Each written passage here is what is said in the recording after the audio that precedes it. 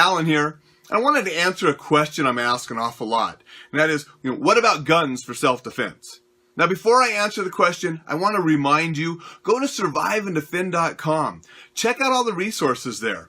You can download the free ebooks, 25 safety and self-defense tips. You'll get a free guide to awareness. You'll get some bonus lessons through email. You'll get the Sunday safety and self-defense tips. And then if you want to check out the membership site, there's a lot more there, including stuff about firearms. But to answer the question, what about guns for self-defense? I am in favor of firearms for self-defense. They are an effective tool to defend yourselves. One of the most effective tools there is out there. However, you need to be aware of a couple things if you're going to carry a firearm and defend yourself with it. And a couple of the most important things are knowing how to use that firearm safely. And that's not just knowing how to carry it and shoot at the range, but if you actually want to use that firearm in a self-defense situation, you need to have done some training in that type of area. And you also need to know the legal aspects of defending yourself with a firearm.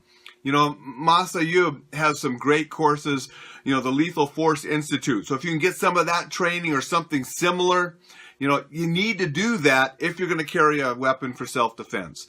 So you need to be trained both on its use, the safety of it, and the legalities of it. Then you need to carry so legally. If you're watching this from one of the other countries besides the United States where you can't legally carry a firearm, this video is not as applicable to you as some of my other stuff.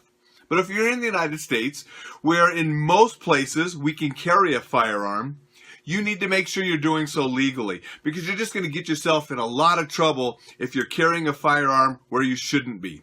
So if your state requires a concealed weapons permit, get one. And hopefully the state that's issuing that makes you go through some training first before they issue to it.